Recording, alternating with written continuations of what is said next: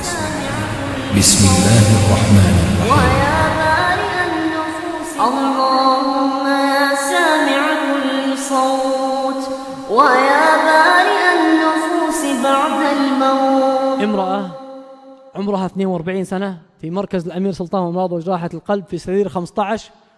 المستشفى من أوله إلى آخره، من صغيره إلى كبيره يعرف حالتها. دخلت عمليات القلب، كان عندها عملية صمامين مرتخيات، فحصلت العملية داخلة تمشي على رجليها، تشوف تسمع تبصر تتكلم.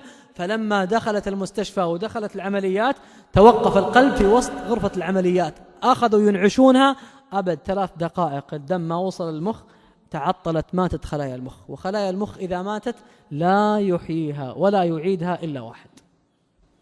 والله لو تفحت مستشفيات الدنيا ما يعيدها إلا الذي بدأها وخلقها أول مرة.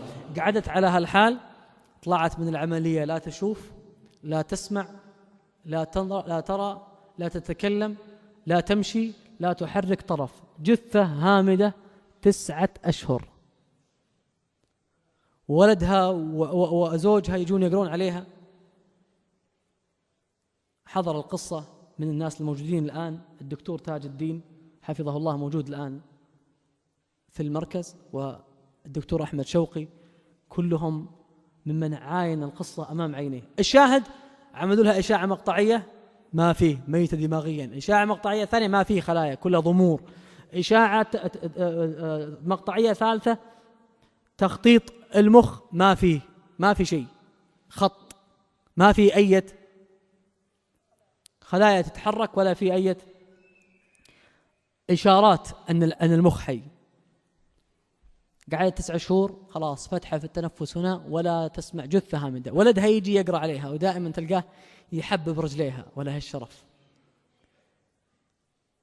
أحد الأخوة نزل الساعة 2:30 الليل وهو مر على العناية سرير 14 إلا يمر على 15، لقى الولد جالس يقرأ على أمه.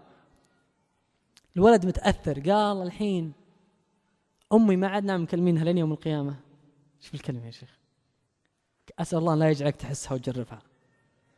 يقول أمي الحين ما عدنا مكلمينها لين يوم القيامة، ما عد خلاص ما عاد تتكلم في الدنيا. فقال له هذا، قال من قال لك؟ قال كلهم يقولون. قال له ممتاز، كلهم يقولون.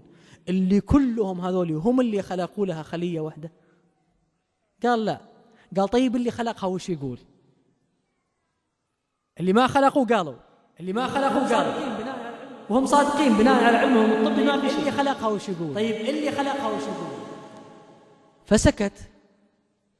دخل هذا الرجل والولد هذا ولدها، فدخلوا يكلمونها. أنا ودي أقول اسمها لكن يا فلانة. الولد يناظر يقول لي يعني وش هو اللي يتكلمها؟ يا فلانة. بدأ الرجل يقرأ. أنا سجلت الآيات اللي قرأها وهو يقرأ عليها. قرأ سورة الفاتحة، فاتحة الكتاب، ثم قرأ عليها قول الله عز وجل: وقالوا أإذا كنا عظاما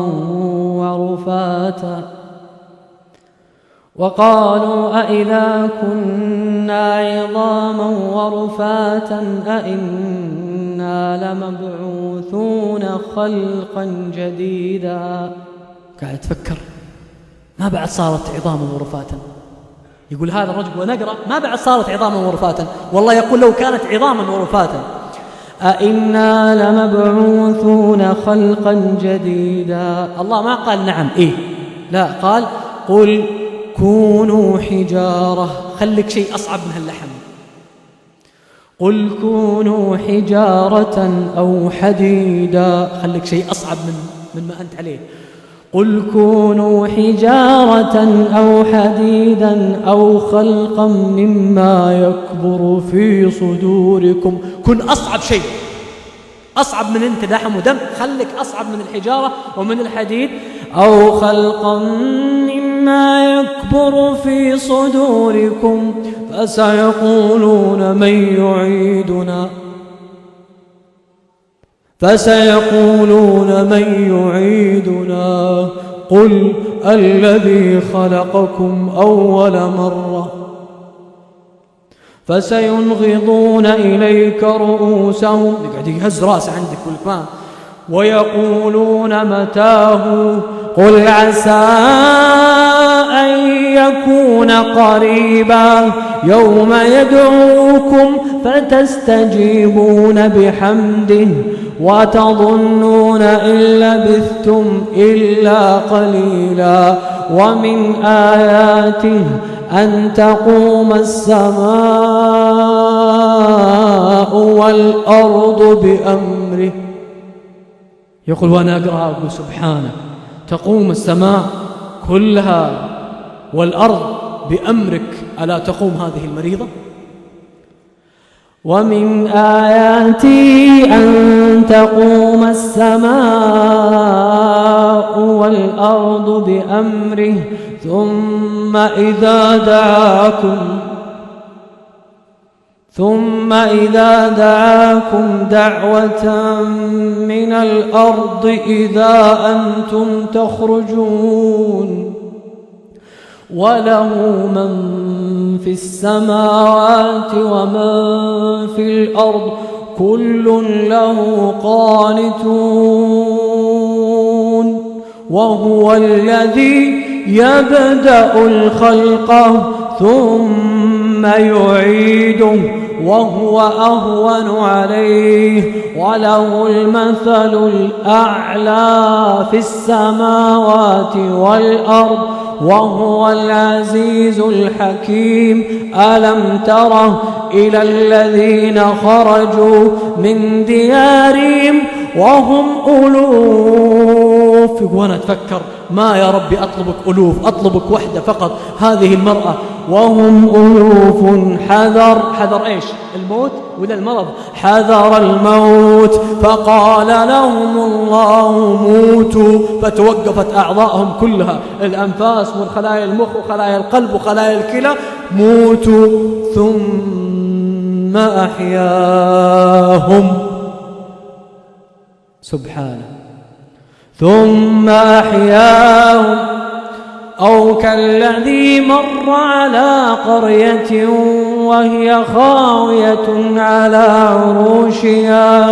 يقول والله وأنا أنظر لرأس المريضة خاوية على عروشها أتخيل الخلايا كلها ميتة، وأتذكر الصورة اللي في الإشاعة المقطعية وهي خاوية على عروشها. قال أنى يحيي هذه الله بعد موتها فأماته الله 100 عام. وأنا أقول في نفسي أبس 9 شهور يا ربي أسهل من 100 عام. ثم بعث، ما أيسرها على الله، بعثه ثم أحياهم. ثم بعثه قال كم لبثت؟ قال لبثت يوما أو بعض يوم. قال بل لبثت 100 عام فانظر إلى طعامك وشرابك لم يتسنه وانظر إلى حمارك، والحمار متحلل، ولنجعلك آية للناس. وانظر إلى العظام كيف ننشزها. هو قادر، هو الذي خلقها أول مرة.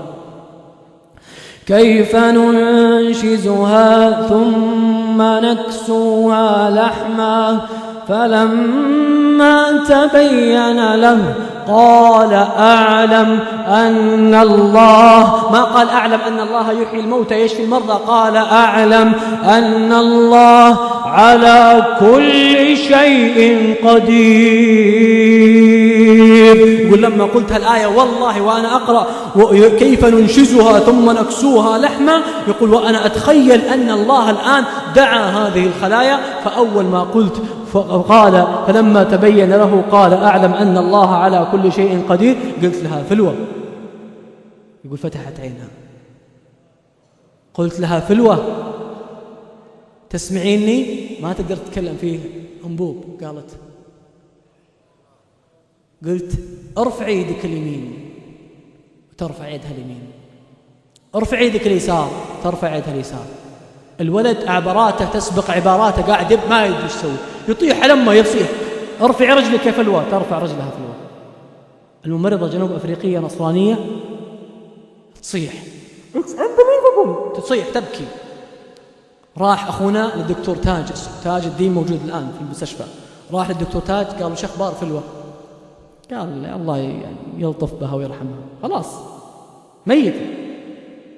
قال تستجيب لكم؟ الرجل يقول يا أخي الساعة 2:30 الحين وأنا مناوب وتعبان، يعني ما هو بوقته تمزح معي، كيف تستجيب لنا؟ قال تراها الآن فتحت عيونها وتتحرك. كيف؟ قال تعال وشوف. طلع الدكتور تاج، الممرضة تصيح، هذا المشهد، مرضى تبكي، ولدها طايح عليها مغطيها يصيح. الحمد لله الحمد لله الله قادر. اي والله انه قادر، هو الذي خلقها أول مرة، هو الذي قال سبحانه بلى قادرين على أن نسوي بنانه، هو الذي قال سبحانه ألم يك نطفة من مني يمنى ثم كان علقة. أنا اللي خلقته كان نطفة قبل لا يكون له عظام وقبل لا تكون له خلايا مخ أصلا، إلى أن قال الله أليس ذلك بقادر على أن يحيي الموتى. ما قال يشفي المرضى. لما شاف الدكتور تاج جثى على ركبتيه.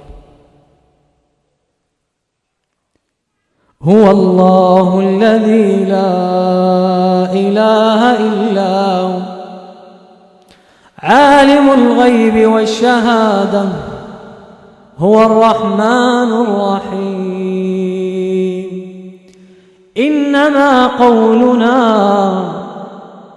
إنما قولنا لشيء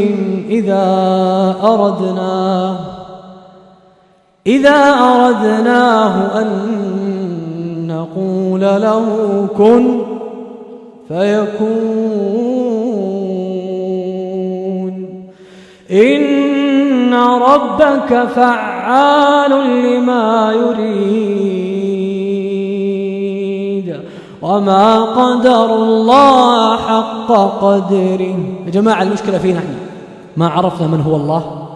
وأنا أدعو نفسي وإياكم أنك إذا دعوت الله فأحسن الظن به، لا تخطط أنت لله كيف يصلح لك الأمور. أن تريد وصول لها الكاميرا، أنت عليك أمور أن تدعو الله بيقين، تحسن الظن بالله عز وجل.